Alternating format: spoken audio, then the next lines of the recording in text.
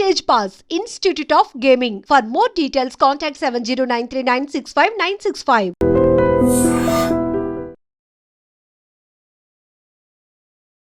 నమస్కారం, మన ఆయుర్వేదం ప్రోగ్రామ్కి అందరికీ స్వాగతం. సో ఈరోజు మనతో ఉన్నారు వంటింటి చిట్కాలకు కేర్ ఆఫ్ అడ్రస్ అయిన చిట్టిబొట్ల మధుసూదన్ శర్మ గారు. సో వెయిట్ లాస్ గురించి చాలా ప్రయత్నాలు మనం చేస్తూ ఉంటాము. ఎట్ ద ఎండ్ అందరూ అంటే ఒక 100 మెంబర్స్ తీసుకుంటే 80% ఫెయిల్ అవుతూ ఉంటారు. ఎంతో కష్టపడితేనే ఒక 20 మెంబర్స్ సక్సెస్ అవుతూ ఉంటారు. సో ఇది ఎందుకు జరుగుతుంది, అసలు వెయిట్ లాస్ అవ్వాలి అంటే మనం ఏం చేయాల్సి ఉంటుంది తెలుసుకుందాం. నమస్కారం అండి. నమస్తే. వెయిట్ లాస్ అవ్వడానికి ట్రై చేస్తున్న వాళ్ళల్లో చాలామంది ఏంటంటే ఒబేస్ ఉన్నవాళ్ళు లేదా రిలేటెడ్ వేరే ఇష్యూస్ ఉన్న వాళ్ళు కూడా ఉంటారు కదా. సో వాళ్ళందరికీ కూడా వెయిట్ లాస్ అవ్వడానికి మీ వైపు నుంచి ఏం చెప్తారు? గత చాలా కార్యక్రమాలు కూడా నేను చెప్పడం జరిగిందమ్మా.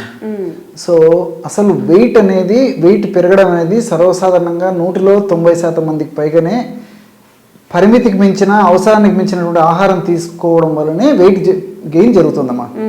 సో అందుకే దీన్ని ఒబేసిటీ అంటారు. ఓబ్ అంటే అతిగా, ఓసిస్ అంటే తినడం, అతిగా తినడం అంటే అవసరానికి మించి మన బాడీకి కావాల్సిన ఆహారానికి మించి తీసుకోవడం వల్ల కలిగేటువంటి సమస్య ఏదైతుందో దాన్ని ఒబేసిటీ అంటారు. సో సర్వసాధారణంగా ఎక్సెస్ వెయిట్ ఆ స్టేజ్ దాటిన తర్వాత ఒబేసిటీ దాటిన తర్వాత మార్బిడ్ ఒబేసిటీ. సో ఇవన్నీ స్టేజెస్ అమ్మా. సో ఎక్సెస్ వెయిట్ ఉన్నంత వరకు కూడా చాలా మంది ఎంతగా పట్టించుకోరు, నిర్లక్ష్యం చేస్తుంటారు, మనకేమవుతుందని చెప్తారు. అందులో చాలా మందికి ఎలాంటి లక్షణాలు కూడా జనరల్గా ఉండవమ్మా. ఆ ఎక్సెస్ వెయిట్ నుంచి స్థాయి దాటి ప్రమోషన్ అంటారు చూడమ్మా, ఒబేసిటీలోకి ఎంటర్ అయినప్పటి నుంచి మొదలైతాయి వాళ్ళకి. ఇంకా సో ఒబేసిటీలో కొన్ని సమస్యలు వస్తాయి. మార్బిడ్ ఒబేసిటీలోకి వచ్చేసరికి మరి అంటే ఉండవలసినటువంటి బరువు కంటే కూడా 20-25 కేజీలు దాటి బరువు పెరిగినటువంటి కండిషన్స్లో మార్బిడ్ ఒబేసిటీ అంటారమ్మా. సో వాళ్ళకి ఒబేసిటీ స్టేజ్లోనే మరి బీపీలు, షుగర్లు, హార్మోనల్ ఇంబ్యాలెన్సెస్, మోకాళ్ళ నొప్పులు, తర్వాత ఈ మెదడుకు సంబంధించిన సమస్యలు కలిగితే మార్బిడ్ ఒబేసిటీ వచ్చేసరికి సమస్యలు మరింత జటిలమయ్యేటువంటి పరిస్థితి ఏర్పడుతుంది. లేకపోతే ఒబేసిటీలో ఇలాంటి సమస్యలు కొంతమందికి కొన్ని సమస్యలు రాకపోయినప్పటికీ మార్బిడ్ ఒబేసిటీ వస్తే మాత్రం 199% వచ్చేస్తాయమ్మా. సో జనరల్గా ఇదేమా తీసుకునే ఆహారం. రెండవది ఏంటంటే మనకి సెడెంటరీ లైఫ్ అయిపోయింది. సో కూర్చొని చేసేటువంటి పని, చిన్న పిల్లల నుంచి పెద్దల వరకు తినడం కూర్చోవడం. సో ఇంట్లో కూర్చోవడమే, ఆఫీసులలో కూర్చోవడమే, మరొక చోట కూర్చోవడమే, స్కూల్లో కూర్చోవడం అయిపోయింది. మా బ్రెయిన్తో అంతే కదా, మా బ్రెయిన్తో వర్క్ ఉంది కానీ శరీరానికి వర్క్ లేదమ్మా. సో దీనికి తోడు అంటే 4 గోడల మధ్యలో జీవితం. సో ఏసీ ఎఫెక్ట్ కూడా, సో ఎయిర్ కండిషన్ మీద ఉండలేటువంటి పరిస్థితి ఏర్పడుతుంది. సో ఇలాంటి అనేక రకాల కారణాల వల్ల యాక్చువల్గా ఈ వెయిట్ పెరిగిపోవడం విపరీతంగా జరిగిపోతుందమ్మా. వీటికి తోడు fast foods, junk foods, bakery foods, ice creams, cool drinks, తర్వాత ఇవన్నీ కూడా ఈ పానీపూరీలు, పిజ్జాలు, బర్గర్లు ఒకటేమిటమ్మా, అన్ని ఏవైతే మనం చెత్త ఫుడ్, జంక్ ఫుడ్ అని చెప్తామో వాటి వాడకం బాగా పెరిగిపోయింది. సో ఇంతకుముందు వారానికి ఒక్కసారి ఏదో కుటుంబ సభ్యులందరూ కలిసి బయటకు వెళ్ళేసి రెస్టారెంట్కి, హోటల్కి వెళ్ళి తినేటువంటి పరిస్థితి ఉంటే ఈ రోజుల్లో వారానికి ఒక్కరోజు ఇంట్లో తినడం కష్టమైపోయిందమ్మా. సో ప్రతిరోజు ఉదయం, మధ్యాహ్నం, రాత్రి కుటుంబ సభ్యులు అందరు కలిసి కానీ సింగిల్ కానీ బయట ఫుడ్ అలవాటు అయిపోయింది. సో అనేక రకాల కారణాలమ్మా. సో ఆర్థిక స్థితిగతులు మెరుగుపడిపోయినాయి, అదేవిధంగా సంపాదన మార్గాలు పెరిగిపోయాయి, అదేవిధంగా ఎంజాయ్మెంట్ సోర్సెస్ పెరిగిపోయాయి, రుచికరమైన పదార్థాలు మార్కెట్లో బయట దొరికేటువంటి పరిస్థితి ఏర్పడుతుంది. సో ఇవన్నీ వీటి కారణాల వల్ల తర్వాత ఫంక్షన్స్, తర్వాత పెళ్ళిళ్ళు, పేరెంటాలు ఇలాంటివన్నీ మధ్యలో తోడవుతుంటాయి. సో పండగలు ఇలాంటివన్నీ కూడా సో దీనివల్ల ఏమంటే తీసుకునేటువంటి ఆహార పదార్థాలు ఎక్కువైపోయినాయి. ఏ పరిస్థితులు కూడా ఎక్సర్సైజ్ లేకుండా అయిపోయింది. ఆహారమేమో అన్నెసరీ ఫుడ్, బాడీకి హాని చేసేటువంటి ఫుడ్ తీసుకుంటున్నాము, ప్లస్ ఎక్సర్సైజ్ లేకుండా తయారైపోయింది. సో దీనివల్లనే మరి చిన్న వయసు నుంచి మరి పెద్ద వయసు వాళ్ళకు కూడా ఈ సమస్య కామన్ సమస్య అయిపోయిందమ్మా.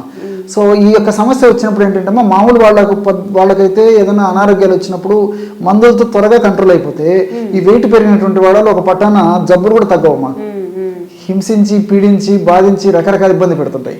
సో బెత్తడి నారిక కోసం మనం ఇంత ఉరుతలు అవుతున్నాము, అరువులు చేస్తున్నాం కానీ ఇంత పెద్ద శరీరాన్ని గురించి ఆలోచన చేసుకోలేకపోతున్నాం అమ్మా. కేవలం అక్కడ కొంచెం మాడిఫై చేసుకోలేకపోవడం చేతనే ఈ సమస్యలు కలుగుతున్నాయి. మరి దీనికి ఆహార పరంగా జాగ్రత్తలు తీసుకోవాలి. అదేవిధంగా ఏదో ఒక ఎక్సర్సైజ్ అమ్మా, గత అనేక వీడియోల్లో కూడా నేను చెప్పడం జరిగింది. వీటికి తోడు మరి చిన్న క్షేమదాయకమైనటువంటి డైటరీ మెడిసిన్స్. ఏదో వేలాది రూపాయలు, లక్షలాది రూపాయలు, కోట్లాది రూపాయలు ఖర్చు పెట్టుకొని అప్పుల పాలయ్యి లేకపోతే ఇంకొక రక పద్ధతిలో ఇబ్బంది పడేదానికంటే కూడా ప్రకృతి వైద్యంలో, ప్రకృతిలో భగవంతుడు ప్రసాదించినటువంటి, ప్రకృతి మాతం ప్రసాదించినటువంటి ఔషధాలపైన, ఆహార ఔషధాలపైన సరైన అవగాహన కలిగి ఉండి వాటిని సద్వినియోగం చేసుకోగలిగితే వెయిట్ క్రమక్రమంగా తగ్గిపోతుంది, క్షేమదాయకంగా తగ్గిపోతుంది, సైడ్ ఎఫెక్ట్స్ ఉండవు, అన్ని సైడ్ బెనిఫిట్స్ ఉంటాయి. సో ఎలాగంటే అమ్మా వాము, అజవాయిన్ అని ఉందమ్మా. సో అజవాయిన్, వాము ఈ పేర్లు పిలుస్తుంటారమ్మా. ఒక 100 గ్రాముల అజవాయిన్ చూర్ణం వేయించేసేసి, అంటే అజవాయిన్ తీసుకొచ్చి వేయించేసేసి ఒక 100 గ్రాముల చూర్ణం తీసుకోవాలి. అందులో కరక్కాయ పెచ్చల యొక్క చూర్ణము ఒక 50 గ్రామ్స్ తీసుకోవాలి. దాల్చిన చెక్క చూర్ణం ఒక 10 గ్రాములు తీసుకోవాలి. మళ్ళీ చెప్తాను చూడండి. సో వాము చూర్ణం 100 గ్రాములు, కరక్కాయ పెచ్చల యొక్క చూర్ణం ఒక 50 గ్రాములు, దాల్చిన చెక్క చూర్ణం 10 గ్రాములు. అన్నీ తెలిసినవే కదమ్మా. మనసు ఉంటే మార్గం ఉంది, సూక్ష్మంలో మోక్షం.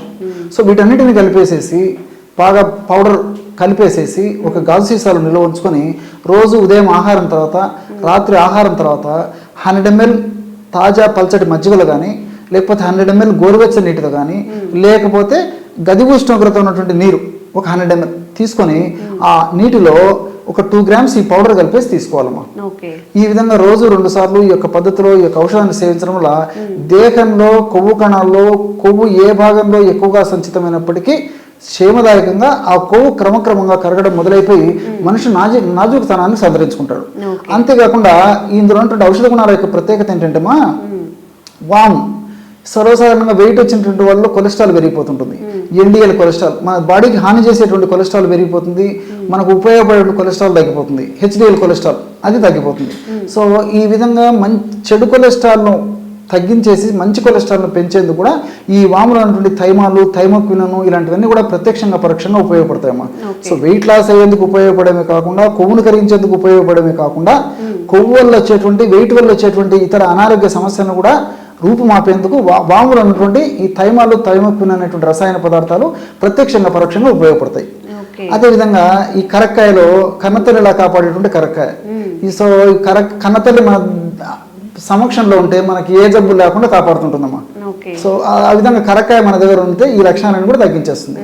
సో కరక్కాయలో ఉంటే అరబినోగెలెక్ట్రాన్స్, అదేవిధంగా కొన్ని రకాల చెబులిక్ యాసిడ్, ఫైబరు, పెక్టిన్ ఇలాంటివన్నీ కూడా ఈ కొవ్వును కరిగించేందుకు ఉపయోగపడమే కాకుండా కొవ్వుల్లో వచ్చేటువంటి, ఫ్యాట్ వల్ల వచ్చేటువంటి అనేక రకాలైన సమస్యలు కూడా తగ్గించేస్తాయమ్మా. అదేవిధంగా దాల్చిన చెక్క కూడా సినమాల్డిహైడ్ ఇలాంటి రసాయన పదార్థాలను కూడా ఈ కొవ్వు కణాల్లో, ఏ కొవ్వు కణాల్లో ఎక్కువగా కొవ్వు సంచితమైనప్పటికీ కరిగించేటువంటి అద్భుతమైనటువంటి రసాయన పదార్థాలు, ఔషధ గుణాలు, రసాయన తత్వాలు కూడా ఈ దాల్చిన చెక్కలో ఉన్నట్లు అధ్యయనాల ద్వారా కూడా నిరూపితమైందమ్మా. సో ఇవన్నీ కూడా వాము లాంటిదే, అదేవిధంగా కరక్కాయ లాంటిదే, మరి దాల్చిన చెక్క లాంటిదే. కాబట్టి నేను చెప్పినటువంటి పద్ధతిలో, రేషియోలో, ఈ పద్ధతిలో తయారు చేసుకుని వాడుకోవడం వల్ల చాలా ఫలితాలు, మెండైనటువంటి ఫలితాలు ఉంటాయి. మరి ఈ ఔషధం అయిపోయిన తర్వాత మరలా ఫ్రెష్గా తయారు చేసుకుని వాడుకోవాలమ్మా. కాబట్టి నేను చెప్పినటువంటి పద్ధతిలో తయారు చేసుకోవాలి, ఇది అయిపోయిన తర్వాత ఫ్రెష్గా తయారు చేసుకుని వాడుకుంటున్నాను. ఈ విధంగా వాడుకోవడం వల్ల క్రమక్రమంగా వెయిట్ తగ్గిపోతారు ఏమా. అంతేకాకుండా వెయిట్ వల్ల వచ్చేటువంటి ఇతర ఉపద్రవాలు, ఈ కీళ్ళ నొప్పులు ఇలాంటివి కూడా తగ్గిపోతాయమ్మా. ఓకే, అన్నీ ఇంట్లో దొరికేవే, అంటే ఏదో పెద్ద ఫ్యాన్సీ ఐటమ్స్ కూడా ఏం లేవు. కాబట్టి చక్కగా డైలీ మనం యూజ్ చేసే దాల్చిన చెక్క, అలాగే కరక్కాయ, వాము ఈ మూడింటిని చెప్పిన రేషియోస్లో పౌడర్ చేసేసుకొని ఈక్వల్ క్వాంటిటీస్లో, అంటే మార్నింగ్ ఈవినింగ్ తాగడం వల్ల వెయిట్ లాస్ అవుతుంది అని చెప్తున్నారు. అండ్ ఇంకా ఎలాంటి వెయిట్ లాస్ ఇష్యూస్ మీరు ఫేస్ చేసినా కూడా కామెంట్ చేయండి, తప్పకుండా వీడియో చేసే ప్రయత్నం చేస్తాం. థ్యాంక్ యూ అండి. నమస్తే. One life lesson what medicine has taught you. Whatever you can do without expecting.